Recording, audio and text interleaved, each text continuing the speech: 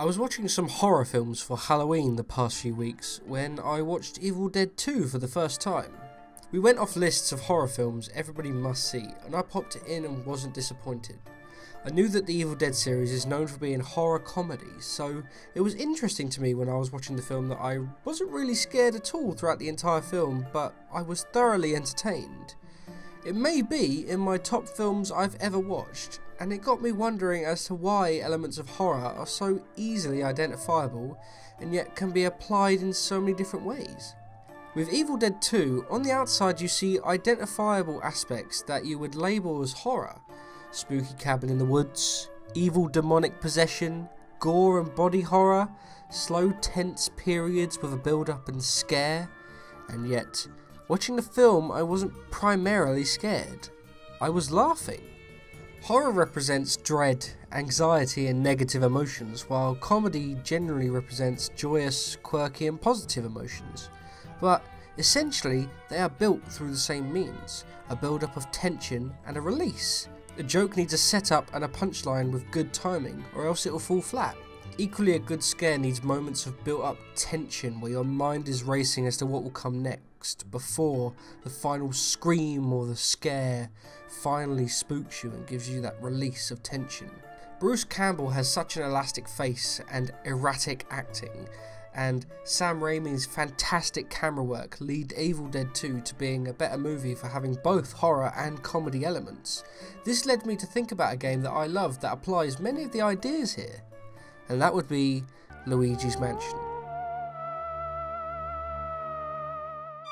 Within video games, there are two ways to apply aspects of fear, through mechanics and thematically. A game with good horror mechanics would be a game like Fatal Frame, where you are, granted, exploring a spooky place with horrifying ghosts, but to properly defeat them, you must pull out your camera and look at them, and wait until they're close enough whilst you are frozen in place. This truly builds on the tension before you snap the picture and defeat them, as it's asking you to be brave and put yourself in danger to defeat the enemies. It really mechanically fits with the build-up and the release of horror. Most horror games do put horror elements with your spooky visuals, unnerving soundtracks and creepy locations, but modern horror games like Slender or Five Nights at Freddy's do double down on this area with creepy sound effects, dark and unclear visuals and big jump scares that make your mind do most of the work itself before the actual scare. Modern horror games like Slender or Five Nights at Freddy's do double down on this area. They have creepy sound effects, dark unclear visuals and terrifying monster designs, and they really make your mind do most of the work before the actual scare itself. However, different style games can be made from horror elements that make very unique experiences. A good example my good friend and sexual lover Otis gave me is that Devil May Cry actually started out as Resident Evil 4, but there was a gameplay glitch that started causing juggling with the enemies, and it was so entertaining that they kept it in the game and developed it into an action beat 'em up. It kept the similar style and the setting, but clearly it should be classified as a different genre. I should have been the one to fill your dark soul with light! Bioshock starts as a horror. It restricts you to melee combat in claustrophobic areas with a very spooky and scary setting, and as you improve and grow and you gain weapons, you gain plasmids, the tone of the game shifts to be more an action-heavy game to fit with the mechanics that it's going for. Now, mixing different aspects of horror into a family-friendly Nintendo game gives us one of the most unique games I've ever played in Luigi's Mansion, but can we truly call it a horror game? On the surface, Luigi's Mansion is your stereotypical horror game setup. Luigi wins a spooky mansion and goes to meet Mario there, but upon arriving, Mario is missing and the ghosts are running amok. Whoa! And it's up to Luigi to solve the secrets of the mansion and save Mario. While there are certainly unnerving elements to Luigi's Mansion, it certainly isn't really a horror.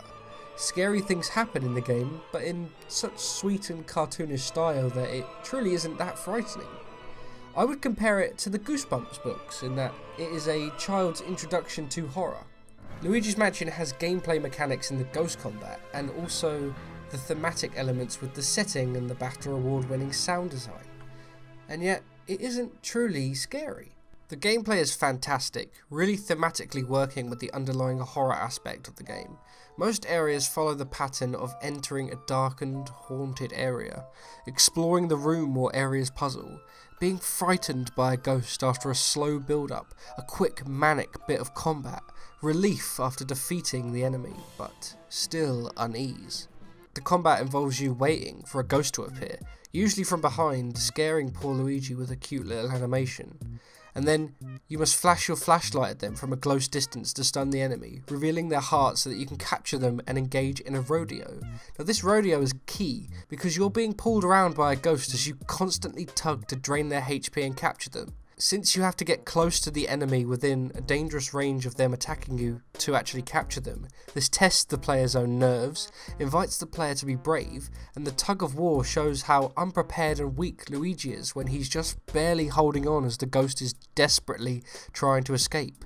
It really does evoke a sense of unease in everything, especially since the ghosts never stay still and you never really truly feel in control or that powerful at all. This is a key mechanic in horror games that really is effective. You make the player feel weak through gameplay, limiting movements and weapons, like in games like Resident Evil where you are confronted with sudden scary moments and yet you can't annihilate the enemy like Dante.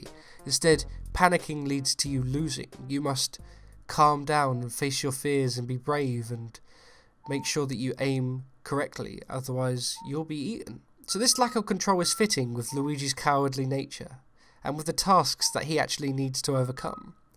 You never gain any power-ups apart from some to defeat either situational enemies or mainly just solve puzzles in certain areas. So most of the encounters you need to solve with your own bravery or your own brain. I do wish though that some of the standard ghosts were slightly more difficult and Luigi didn't have so much health. It rarely feels like you can lose in this game. The only problems you'll ever face are randomly a bouncing mushroom or banana, which certainly aren't scary. What I love about Luigi's Mansion most of all is the well-crafted and suited gameplay, but it's gotta be that BAFTA award-winning atmosphere. Considering this is an E for everyone horror game, they still managed to fit that Nintendo staple of being a game that can be played and enjoyed for everyone of all ages. The game starts by establishing the tone and the plot straight away in a short cutscene without any dialogue, except for that 20-minute tutorial for fun. Luigi wins a house. It's a lot more creepy than was anticipated, and then things immediately seem off. Luigi enters the mansion, and after walking through the door with some hilarious mocap, shaking Luigi realizes Mario is missing in a haunted mansion. You're saved by Professor Egad, who shows off the main conceit and mechanic of the game, the poltergust, harkening back to the Ghostbusters. As much as Miyamoto says it wasn't inspired by the Ghostbusters, it very fucking clearly is. I love the design of the mansion, and the ghosts themselves. Each ghost enemy is very clearly defined and has a very cute design, taking inspiration from the boos taunting Luigi all the time.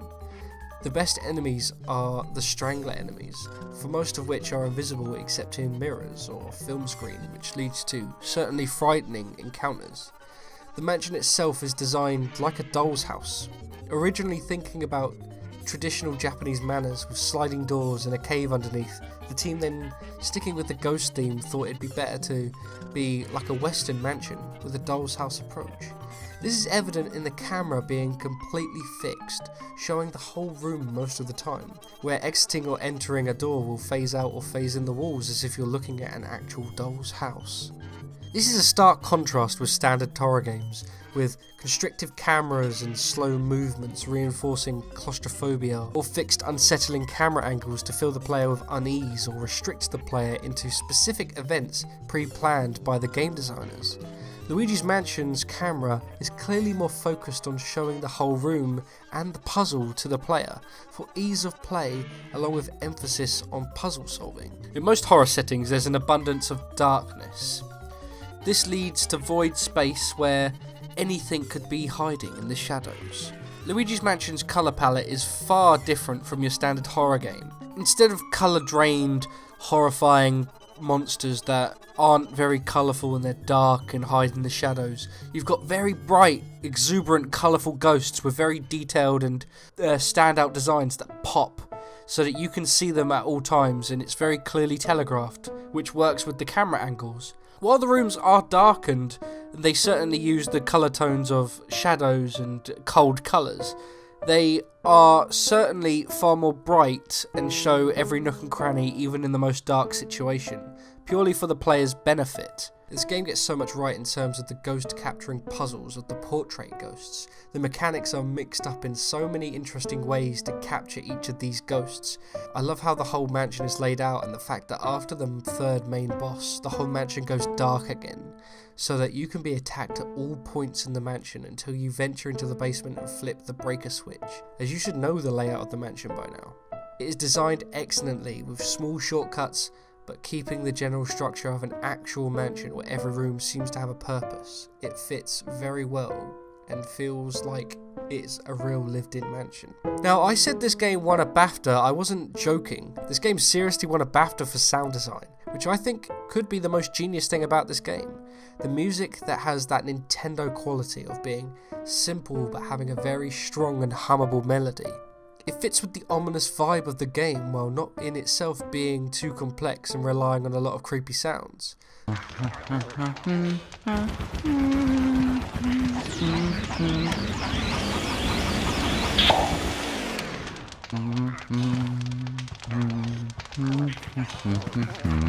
Most areas of the game are very quiet and rely on Luigi humming the theme nervously to himself, and I've never seen that in a game before or since, and it's fucking revelatory. It adds both music in a horror game in a consistent and realistic way, and also adds atmosphere and character to Luigi himself. It's genius. When you beat a room, it lights up, and his humming becomes a more confident whistle of the main theme, adding once more atmosphere and character to Luigi.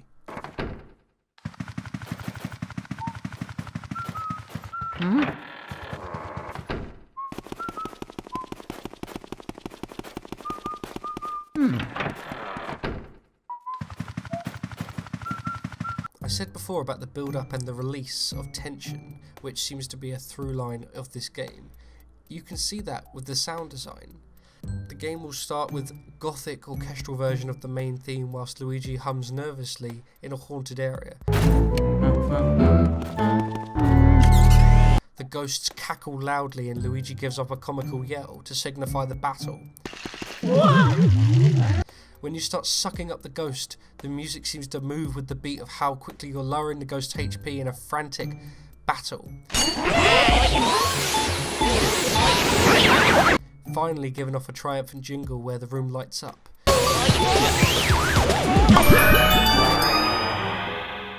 Luigi will whistle the main theme happily, but there's still no backing music, only Luigi's footsteps, the occasional bit of lightning strikes and ambience. And it's still quite unnerving. While the game has these excellent aspects to it, there is something about it that shows how flexible the horror genre can be. The camera being so far pulled out means that you can see the entire layout of the room and the position of enemies. Now, most horror games have been in first person, especially since PT, since, as my good friend and sexual lover Otis says, everything is more scary in first person. He's right. There are blind spots where enemies can creep up on you and scare you, as opposed to you knowing all of your surroundings. The ghosts themselves are cartoony and fit with the other Nintendo enemy designs, being quite rounded, soft and goofy, not really being scary, but fitting with the general brand that Mario has. There aren't any survival horror aspects, as you rarely feel endangered by any of the enemies, as you have a lot of health and the battles with the ghosts are more like solving small puzzles than learning any tricky patterns. Nintendo are a family-friendly company after all, and especially the Mario series. They want it to be available to everyone. And so these are small additions they chose that a Mario game can still be focused on typical horror aspects whilst having mass appeal and keep with the brand that they have established. Luigi's Mansion wouldn't work if it was a straight up horror game. I couldn't imagine the Mario brand along with super serious scares or anything that would tip it past a 12+ rating. Yet if it neglected more of the horror elements and had gameplay like other Mario games where you felt truly powerful, then it would neuter the build-up and the release, which is clearly the main crux of this game. This is clear with an interview about Miyamoto's input on this game, in that he asked for there to be more uses for all the buttons. You can investigate anything. Everything you touch with the A button, he'll investigate, he'll tap, and it'll be really quick. The flashlight could be turned off and on. And best of all, you can call out for Mario at all times. While these options don't really affect the game in any way, they don't actually have any use, really. The fact that they are added means the player would think there's a reason for them to be in there. And it adds you doing some of these things that build the atmosphere, the isolation and the loneliness of Luigi, and the uncertainty in the player's mind while exploring the mansion, and it certainly stays a polished and fun game experience. And that's the main thing. This game is certainly greater than the sum of its parts, and I believe the game is far more fun for being flexible with its horror elements. And that's the main thing. Fun. That's what Nintendo cares about more than anything. Adding the strengths of different horror gameplay elements, along with Nintendo's brands and mass appeal, along with a polished gameplay system, really brings out this unique and extremely fun game in Luigi's Mansion. And that's why you definitely should play this game.